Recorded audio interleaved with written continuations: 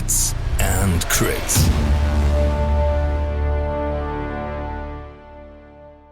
This video is brought to you by Asmodee and Fantasy Welt. What's up, Hits and Crits family? Welcome to a new episode of On Target, where we cover a specific topic in the world of, song. And this time it's charging. So charging is one of the things in the game that, here and there sparks some questions, some rule questions, some, how to align, what is with multiple enemies, what is with specific things in the game, like certain rules for, or abilities that certain NCUs or units have. So, and I'm thankful that my go-to guy Thomas is here with me, a rule guy, to cover all the steps for charging and give some guidance and talk about the stuff that frequently is asked because it was highly demanded by the community. So great to have you, Thomas. Yeah, as always, great to be here with you, Chris. Exactly. Glad to be here. So before we kick things off, I want to say a big thank you to Fantasy Welt, which is now next to Asmodee, our key and main sponsor for the channel. So thanks for the trust and the engagement with us. We really enjoy the collaboration, and from now on, they will be part of us. And we will include from now on in our videos an affiliate link down below. So, if you want to buy something on Fantasy Welt and want to, support Hits and Crits with it, just click the link and buy whatever you want to do. And we are very thankful for that. So, okay, so let's jump right in. How to charge, Thomas. So maybe we will jump right into the sequence of charging. All right, here we are. This is the charge sequence in the rulebook. It's page 16.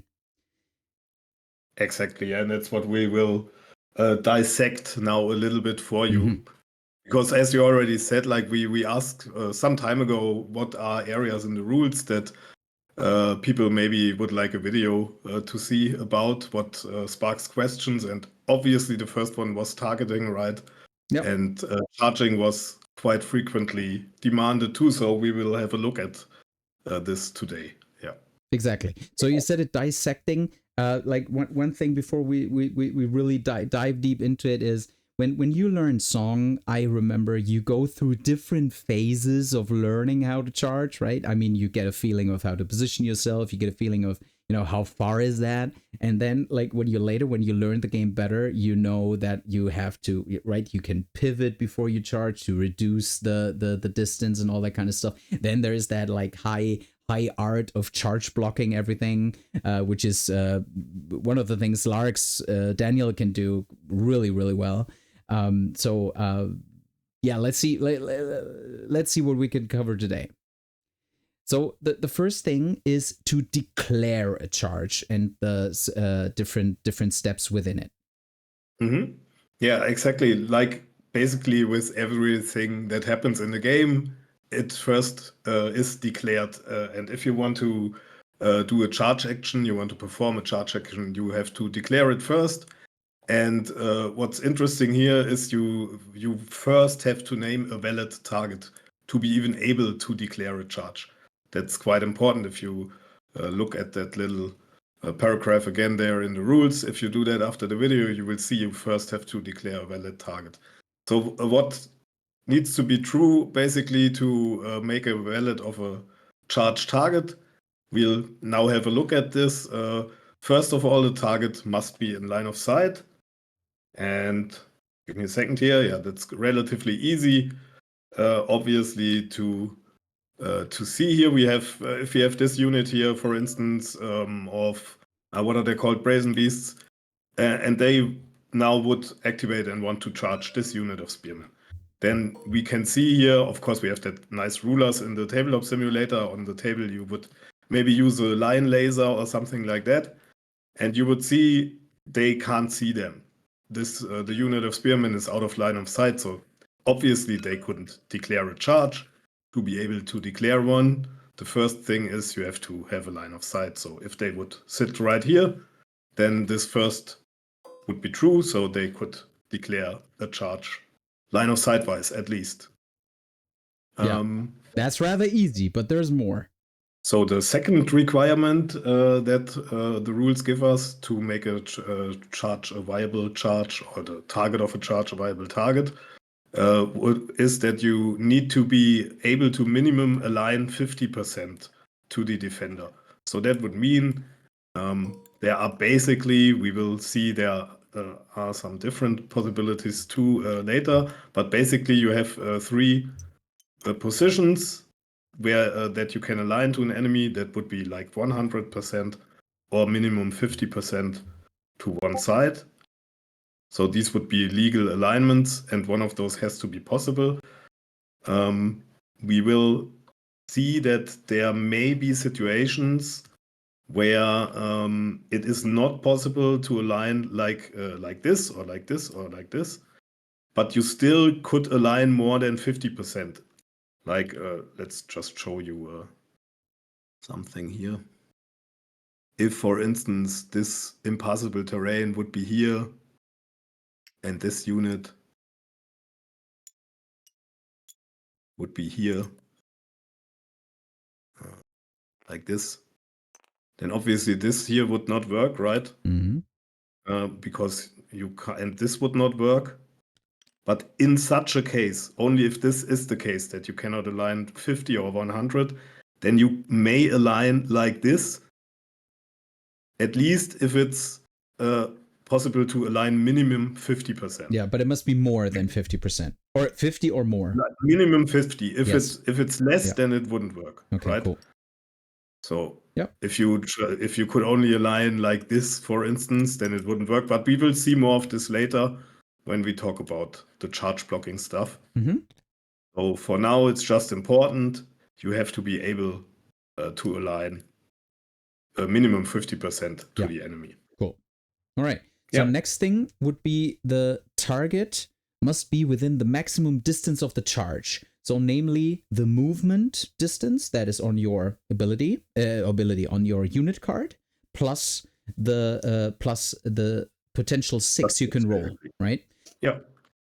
So again, the Brazen Beasts, if they sit about here, then you can see they have movement 6. So that this would even be auto in, as it's called. So you minimum roll a 1, right? So this charge would get in all the time, even if you only roll a 1. If you sit further back, obviously, like somewhere back here, then your 12 that you have maximum with them would be out of range, so you can't obviously declare a charge against this unit. Yeah. So third one. All right. But important, right? We put that in specifically. You cannot declare a charge which is impossible to complete. So if any of the three is not possible, you cannot declare the charge. So the unit activates and needs to do something else. There's no other way. Yeah. All right. So let's now go. Let's just assume we can charge the spearmen. Now we go to resolving the charge. Yeah, and there we have like the sequence given by the rulebook, right? The first thing is determine the line of sight arc. Now, people could ask, why line of sight again? We already determined that we have line of sight, but this is a little bit different. It means you determine the arc, the line of sight arc, in which you will charge the enemy unit. So you basically look at the defender and look at your attacker, and in which arc of the defender your attacker starts his charge in, there he will end it as well. So if you charge into the front, you will align to the front. If the unit, let's say, sits here and charges, it would be in a flank, so it would align to the flank. And if you were in the rear of the unit, then, and you would charge, obviously, you would align in the rear. You cannot charge in the front and align in the flank or stuff like that. You always align in the arc where you started your charge. Relative to the defender. So some people, if they are new to the game, sometimes make the mistake to watch it relative from the attacker. But yeah, they assume that, yeah. So what have to what watch. what so what happens? So let's just please move the Brazen Beast exactly between front and side charge. So and let's just Yeah. say, because in reality it happens, well, not often, but sometimes it happens. So it's Sure. we are to 50-50. What happens then? Say we exactly sit on that line there, like we say they are just exactly 50-50. Then the attacker may choose which arc to align in. Mm-hmm. So that's like a positive for the attacker. If you sit there exactly 50-50, you can say I charge your flank or I charge your front in this instance here. Yeah. Exactly. Then after you determined that, say we now know again we want to charge you here in the front. Let's just assume that. Maybe it's not the best thing to do in a game, but but let's just assume we want to. Then we would first be able to pivot our unit.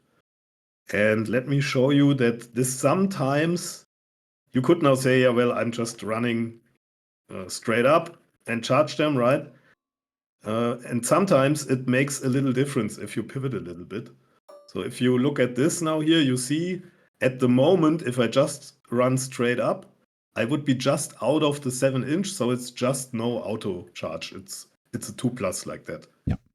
But if I pivot the unit a little bit, then now see, It's now 7. it's an auto in. Mm-hmm. So that is definitely something to consider before you charge, even if you're just standing front on front ahead. Sometimes it's just enough, that small millimeter or 2 that you gain with a pivot to make the charge 1 inch shorter. And then you should definitely do so. Mm-hmm. Yeah, so that's about pivoting. So now in this instance, we would maybe pivot like this to make the auto in charge. Yeah. Yeah, and then we already go to the next step. It's all no magic. Up to here, we roll our distance dice and move the attacker. That's maybe a slight critique for Simon, how they write the rules. In my mind, these are 2 game steps. The first is roll distance dice, and the second is move the attacker. But whatever, let's look at it. First, we roll the distance dice. It's basically just 1d6. Now, in this occasion here, it doesn't really matter. We are auto in, so we just maybe don't want a 1, because a 1 is a failed charge, and we don't want... no, it's not a failed charge, it's a disorderly charge. We maybe don't want that. So in this case, I rolled a 4 and would be perfectly in here and could align maybe like this, so I'm sitting on the objective. So yeah, what's important here, after you roll your charge dice, and then you move the attacker. If you make, that's basically the moment when you reach the attacker. Let's do that for once. Again, just really how you would basically do it on the table, right? So we had our charge position here, about here. Pivot a little bit in, so we get the auto charge. And then obviously you roll the 4. Now you would be able to run up 10-inch until you hit your target, right? So we would move the unit here technically until we hit them. And then we align and basically that's the moment where a successful charge happens. Yeah. So what you do first on the successful charge is align your unit. And then you have the trigger successful charge. There are things in the game that will trigger at this point. So that this kind of disturbs the charge sequence then, or you then would first resolve the stuff that you triggered on successful charge before you would move on with the charge sequence. Yeah, and what's also important when you pivot, right? And you pivot your unit to the certain point where the distance is the closest, it still needs to be able to, when they go in like in infinity line, right? They need to hit the target at some point. They cannot go right, like sure, to the left or right. So you need in a straight line hit the target. You need to hit it first, right? Yeah, and not another unit. Say this palisade would sit here. Yeah.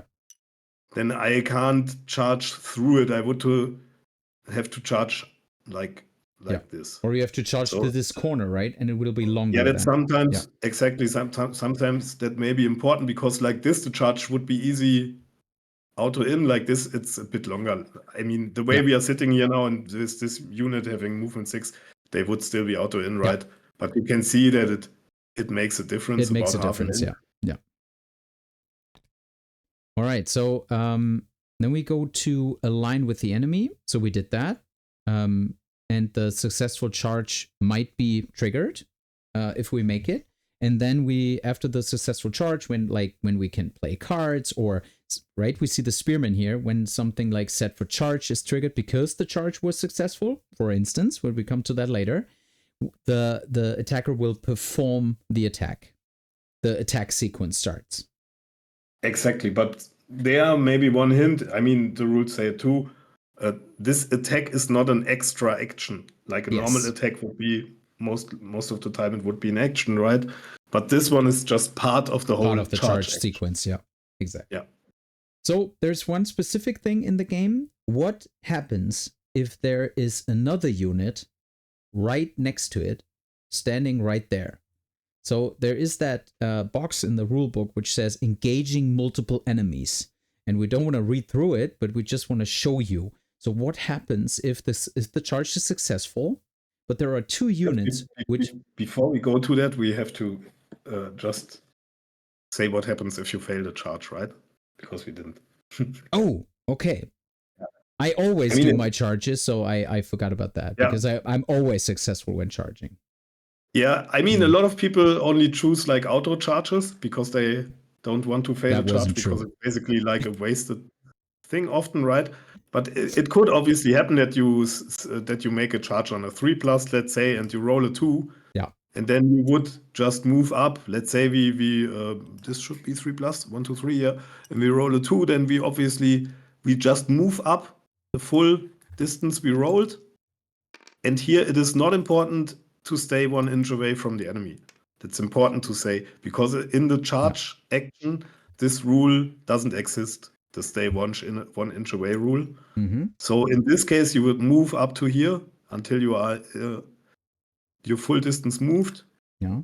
And then you would have to take a panic test. Exactly. And you may not pivot or anything. The unit needs to stay as it is. It cannot align any further and needs to take a panic test then. Exactly, yeah. Yeah. That's why, I mean, there are moments in the game where you maybe would just take the charge anyways if you have a high moral and you want to make some distance and you don't really need the march and maybe can reach the enemy, then you maybe say, whatever, let's try it. I would march anyways or something like that. So, but normally you try to make your auto in your charges, right? So that you don't fail it.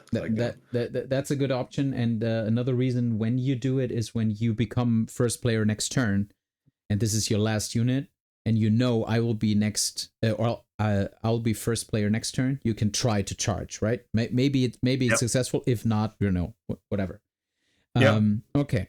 So and now, one thing more, if you roll the 1 on the charge, it and even if you then make it in, like with the 1, it's the still 1 disorderly. always is disorderly charge, which means normally on a successful charge you will have rerolls for your attack, but if you roll the 1, you won't have the rerolls, and what hurts even more is you cannot play any card anymore in that turn. Yeah. Not only cards that target the unit with this already charger zone. No, you can't play any card anymore. Exactly. So don't roll those ones on the chargers. They never do. Really hurt. Yeah. So most important thing in this video, never roll a 1 on a charge. Exactly, yeah. And that's basically what we want to, bring over the table to you, to you to learn. No, just kidding. So, but now we come to the topic, which I feel is really important. So engaging multiple enemies. So let's just, jump into TTS to show you in which instances, and they are quite rare, to spoil that. Let's see. This paragraph on top, it's a bit hard to understand. The wording is a bit strange, I would say. So a lot of people ask, what does that even mean, this engaging multiple enemies thing? And there are really not a lot of situations in the game where this may happen. So one situation that may occur is if you place two of your units really exactly besides each other on the same height. So they really have to stand exactly like that. Mm-hmm. And then the enemy charges one of those units, for instance, this one, and decides, but they really have to sit exactly on the same parallel. I want to align here. Then both units would be charged. So And what happens then? If both units are charged. And then? You attack So you can decide? the unit that you declared the charge against, but you are engaged with both units. Engaged with both, okay. But you still have to attack the one that you declared. Yeah, okay. You declare charge against one unit, and Yes. the attack is part of this charge action that you declare the target for. So yeah, cool. You have to attack this one. So this normally on the table never happens because you never sit exactly like that. So there are situations where it could happen that you sit exactly like that if it goes maybe something like this. This unit sits here. This unit engages it. Let's say like this. And then another unit engages it. Let's use this one. You can have the situation in the game where they sit exactly besides each other. So if this unit now gets killed by a shot, for instance, the Brazen Beasts, then those two units may not pivot because they get killed through a shot, and then they would sit like that. Mm-hmm. And maybe in a situation like that, it could be even wilder. You have maybe something. Now I know why they are moving. All of this here. Just get rid of it for now. Yeah, whatever. So you could have maybe another unit even engaged there in the flank. Like this. And now that's maybe the other case, what they are talking about in this in this engaging multiple enemies paragraph. Again, if this unit, the Brazen Beasts here, get killed, and then another unit like the Screamers would then charge, let's say, the Vanguard, whatever. So they're engaging 3 enemies then? Nope. Just 2? They just engage the enemies that are in the front arc. Because this one, I moved a little bit. I know it's different bases. But it's still touching. It's still But touching. you get the vibe.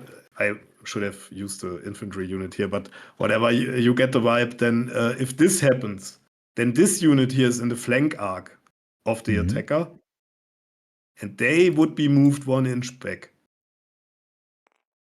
because they are in the flank arc. Yeah.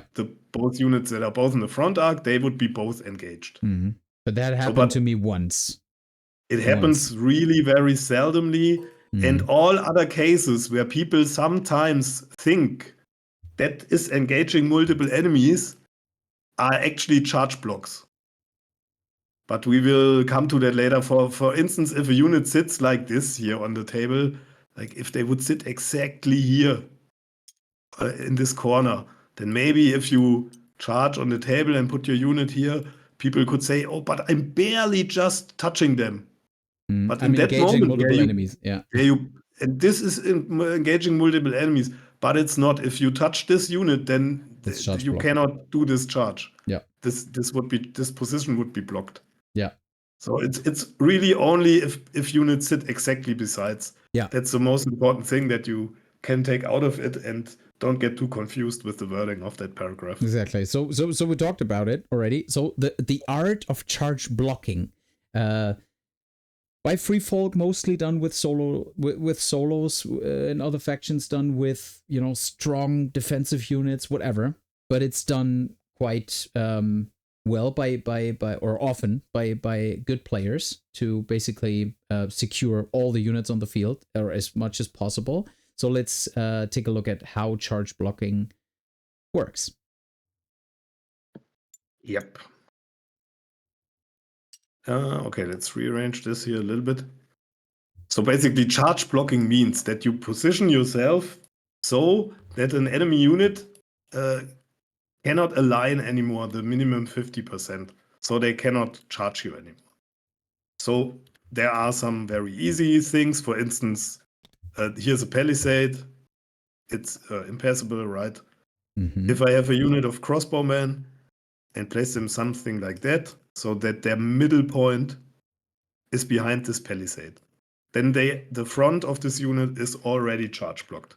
Nobody will be able to charge them. Yes. As long as the palisade sits there. Yeah, because the And tray that won't is- fit. The trays won't fit Because 50, and it will touch the palisade in the back, so Yeah. it won't ever fit.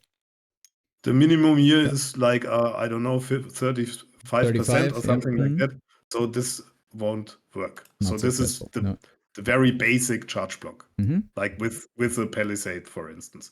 You can do similar things like here with stakes. Obviously, enemy can still charge you, so it's not a full block, but he will have to take wounds if he does so, right? You just always have to keep in mind the middle, like where the little arrow is on your tray, has to be behind or over the Terran piece, right? So if your middle is there, then you will be blocked, charge blocked. What you can do as well is you can charge block with the edges of the table because they are impassable too. So if the unit sits like this here, the trackers, we can see that if, like, let's say the screamers here would wanted to charge them, they cannot charge this flank because again there is no space to fit minimum 50%. They could not even fit over the edge just like that. So that's not enough. So this flank here is charge blocked. Yeah. At least for the screamers. If the Targaryens come around with a dragon, let's just pick one over here. Then obviously the solo bases are a lot smaller. And you have to consider that because there obviously is enough space for a dragon or for another solo unit to fit at least like this. This is even possible too. This would not be possible, but you see, you have to keep that in mind if you play against solo units, especially fast ones, and you want to block with stuff like that. You have to get closer. I have to be really close to the edge to block solos. Yeah.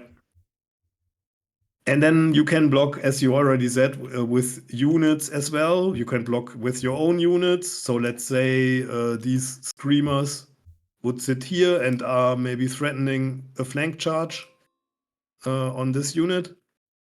And the spearmen maybe sit, over here. And it's your turn. You don't want that flank charge to be possible. You could just move these guys here up so that they are again over the middle of the flank you want to protect. So you could do something like this. It would be enough to just be a little bit over this line there. So like this, it's already enough. And now this flank here is charge blocked. Yeah. By this unit. Obviously, screamers could charge the spearmen, but that's better for you than if they charge these guys, right? Yeah, I would feel so too. So that's charge blocking with units, and then you can, like, free folk players often do that, and it's obviously even easier with solo units. So maybe let's show it with a dragon here. So maybe if we have this 2 infantry units here, let's say, then and they sit like this maybe, then you could take a solo unit like a dragon and position them. I have to need a little bit more space.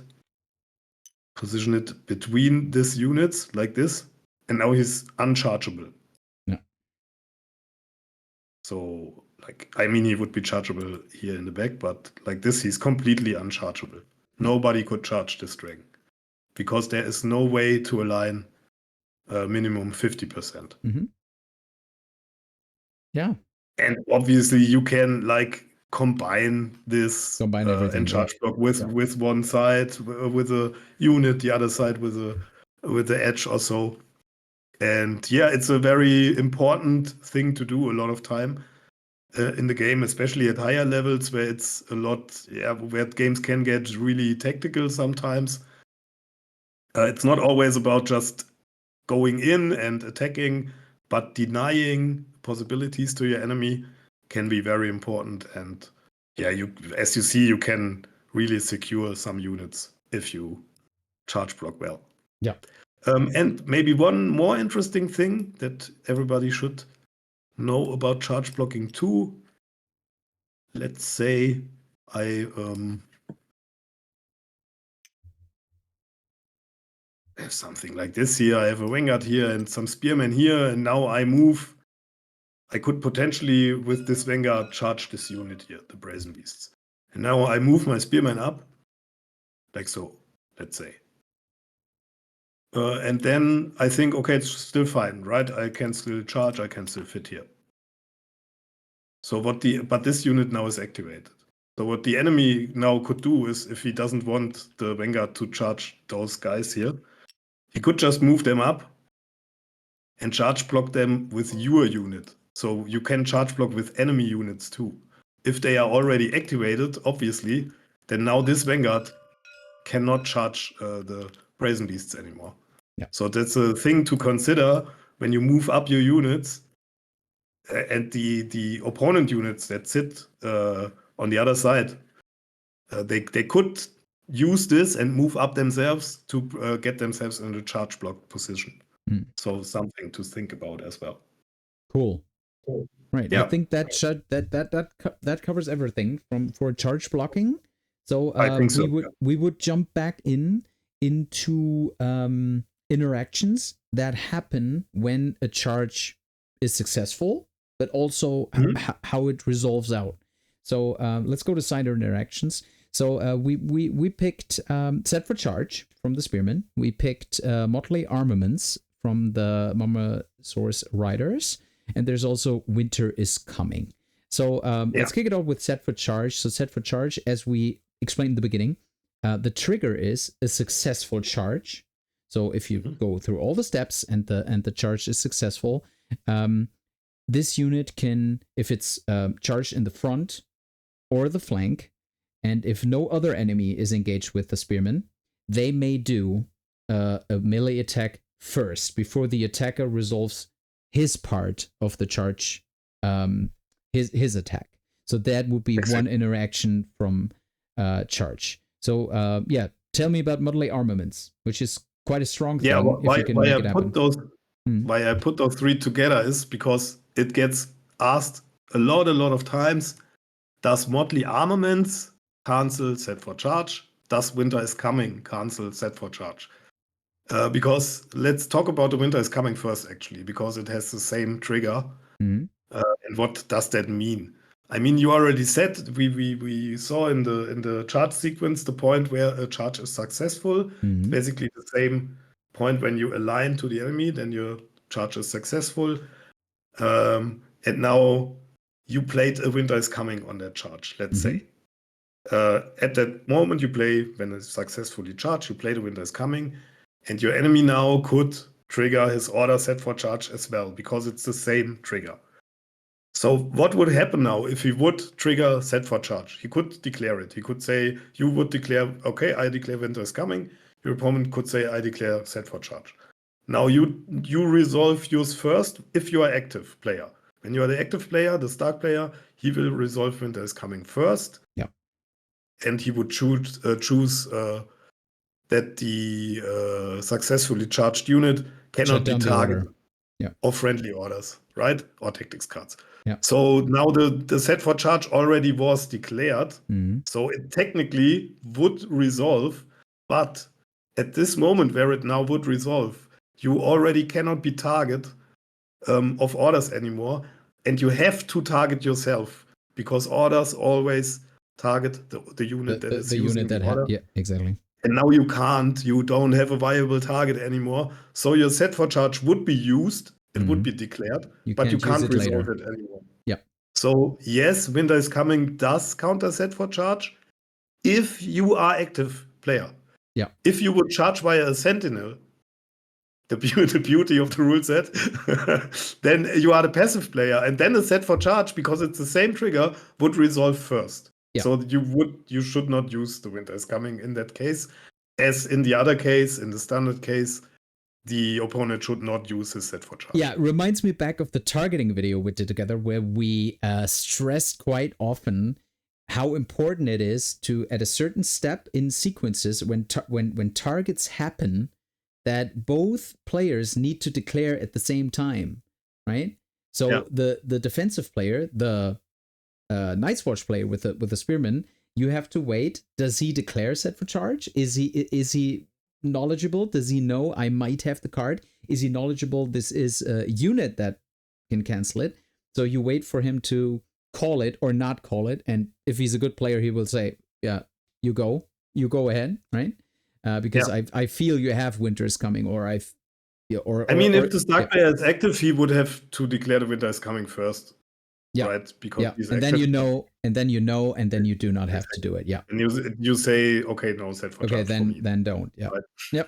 Yep. I mean, you could still declare it if you can't use it anyways in the turn, but you get the gist of it. Yeah. So now a lot of people would say, okay, Motley Armaments is basically like the same, right? What's it called? The defender loses all abilities when he gets attacked. So now you could say, I successfully charge you, and now I will attack you. So you lose your abilities, so you can't use set for charge. But that's not true, because Motley Armaments is not when you successfully charge, but it's when attacking. And when attacking doesn't start yet. When the trigger successfully charge happens, that's before you even start your attack. You even declare it, basically. Yeah. So the set for charge would first could be declared and resolved before the Motley Armaments even starts. Yeah. So Motley only starts when you attack, and it's after when you successfully charge. So Motley never will cancel or delete set for charge. Yeah. So basically, it does not cancel anything that happens before, like successful charge, only when attacking. So that's just this question between Motley and Winter is Coming and set for charge pops up a lot, because it's maybe not super clear when this point in time successful charge is. But I think we shed some light on this exactly already. So what is even more asked are the edge cases we brought with us. Yeah. So we actually brought two. So again, Night's Watch.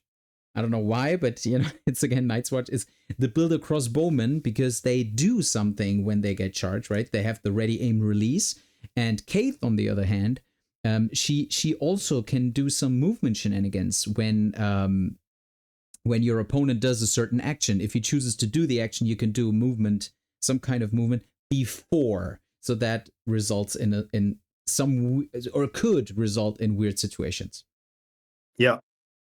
So everything that comes now in the last part of the video, take it with a grain of salt, because these are still some ongoing discussions, and I will just, it's basically my opinion at this point about the matters that I will talk about now, and maybe there will be a little bit different solution later in the CFAQ. Oh, don't say sorry. Or maybe it will be exactly the same what I tell you now, but just make sure, if you watch the video, maybe check back with the CFAQ. There will be something about this, definitely, I hope, very soon in it.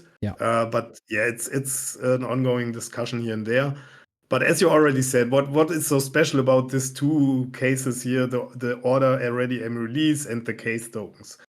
And what makes them special, considering charges, is that, as you already said, they resolve before the charge action resolves, but after it is declared. Yeah.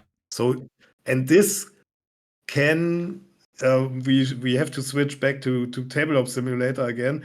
This can I'll just show you what could basically happen.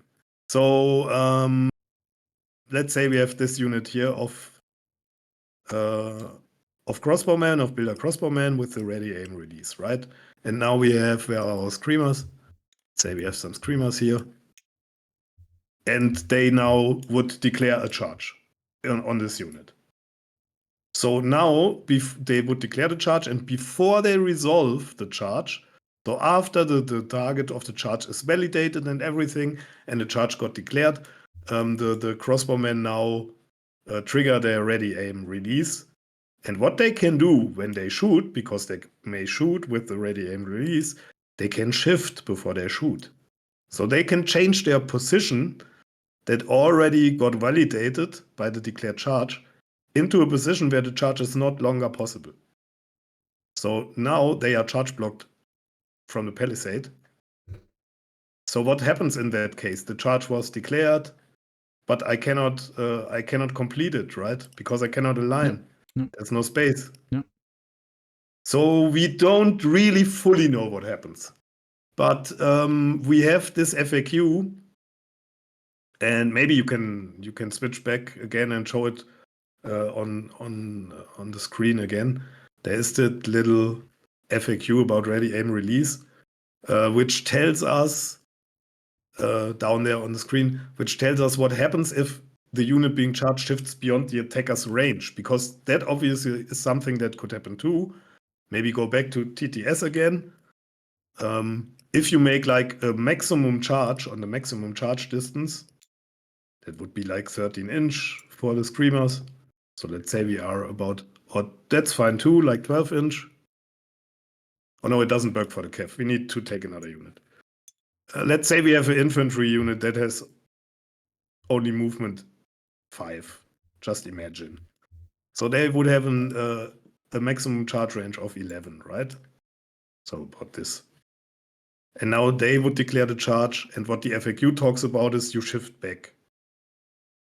So out of the 11, yeah, they cannot reach them anymore. Yeah, you would have to stay in here, but now this unit can't reach them anymore. And the FAQ tells us what now happens is they still have to do their charge, and it will always fail because they cannot reach the unit. Mm-hmm.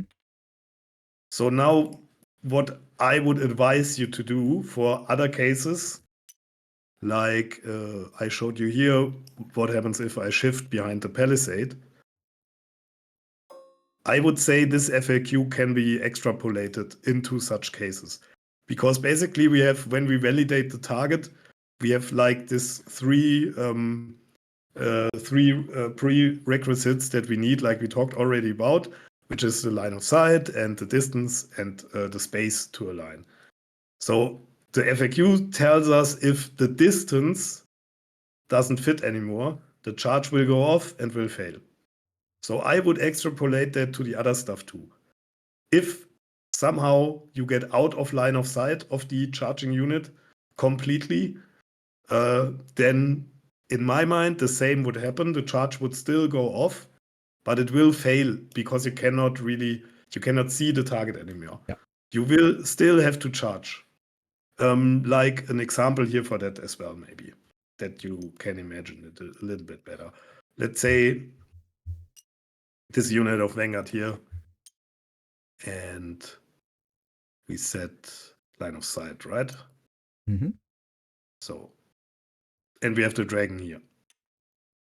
So now Night's Watch player declares a charge on that dragon.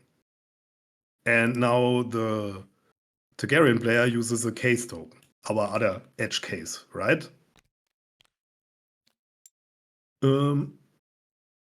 Or it's the other way around. The Targaryen player would declare the case token first, right, and would target the Vanguard, and the Night's Watch player now would still try to charge this dragon. What the Targaryen player now could do is just move the dragon here, so you can't align anymore. But he could also move it completely out of line of sight with a 6-inch maneuver, right? Like behind the palisade, somewhere here. And now there is no way for the Vanguard, even with the pivot before the charge movement, to see it anymore. Mm-hmm. So what would happen? You still would have to charge in the general direction where the enemy was, and then you just roll the dice and move your unit as far as it can. And if so you have hit to move something, where it was before, where the dragon was before, and not where he is now. correct? you can't see him anymore. So in that case, I would say you just charge straight up. So you charge right? straight up where he was before. You may pivot before the charge, but I mean, this is nowhere in the rules, right? This is just what I would advise. Yeah, what we think is the most probable, right, to do. Yeah, exactly. Yeah. So we know from the FAQ you still have to charge, right? And I would say you have to charge into the general direction of the enemy. You cannot just say, okay, then I charge into the another, like I go charge back. like yeah. Go back or something. Which wouldn't like make that. sense, right? It will. They already started. That's how I imagine it. They started storming up, and then this case maneuver comes in between, and suddenly the dragon is gone. They just don't see him anymore, and they still are running for their charge until they just know, okay, we won't reach our target and have to make sounds a valid. test. Sounds valid. Yeah. Okay. If you would like hit something on your distance, it'll just stop, right? A unit then you would stop or 1 inch away. 1 inch away. If you that's the rules just tell us. If you on your charge movement, if you hit anything that you cannot pass, and it is not the target of your charge, then you will stop 1 inch away. So, for instance, now we could have another situation where the dragon goes here, right? And you now could still technically reach the dragon. And that's what's most debated, actually. I have to put out some rulers here so that we still can see something. So technically you could charge like that and you could reach the dragon, right? If you roll high enough, then you could reach it here. So now, but you still cannot align minimum 50%. And that's one of the things that you need to do to make a successful charge. So in that case, I would as well say you stop 1 inch away. Because now the dragon, you cannot pass it, you cannot align to it. So in that case, I would say stop 1 inch away. You could say as well, you move up until you touch it. But believe me, that will make more problems during the game than if you just step 1 inch away. If you cannot pass it or charge it. I would do that, then it's a failed charge, you make a panic test. Yeah, so, maybe we see it in future iterations that they cover that in an upcoming FAQ, and then we know. But yeah. The thing is, what's debated is that people say that if the charge was already declared, it cannot become illegal. But that it doesn't make sense. It has to become illegal somehow, because the FAQ tells us already that if you go out of distance, it is illegal, obviously. Yeah. And the same should apply to the other stuff. You cannot just align over this impassable over the terrain. Yeah, obviously. And you shouldn't be able to. I mean, you could say, that's what some people say, then in this special case you align less than 50%. In my mind, that's not a good solution, because to be able to align less than 40%, in my mind, it makes more problems in the end, and it makes charge blocking a farce, and people will measure a lot more around and stuff like that. So it should just be the same as if the distance isn't blocked. Yeah. I feel so too, because it would take away a lot of beauty from that game, in terms of like how easy it is with the trace, how easy certain interactions in the game happen. So if you I feel the same, that this is probably the best thing to do for now until we get clarification from Simon directly. Maybe it will be tackled in an FAQ someday. Awesome. So that covered the sequence, edge cases, charge blocking, and I guess we covered everything that is like, let's say, most frequently discussed on the Discord, in other channels somewhere. So this is basically everything on charging. So if you guys have any more questions on charging, anything you are still uncertain about, please feel free to drop it down in the comments below, or jump on the Discord and discuss it in our rules question sections, or reach out to each and every one of us like directly. We are always there to resolve your questions. So thanks Thomas for all this, the full guide of charging. I enjoyed it. So right, and I'm good to go, I guess. So now I just have to get rid of all these ones, right? Did I ever did I ever tell you the the origin of my name? No, I didn't. But that's for another video. Never. Yeah. That's for another video. So yeah, guys, that ends the video. Please don't forget the affiliate link from Fantasy Welt in the description below. And yeah, I think there's nothing more to say. Then until we meet again, roll those crits, guys.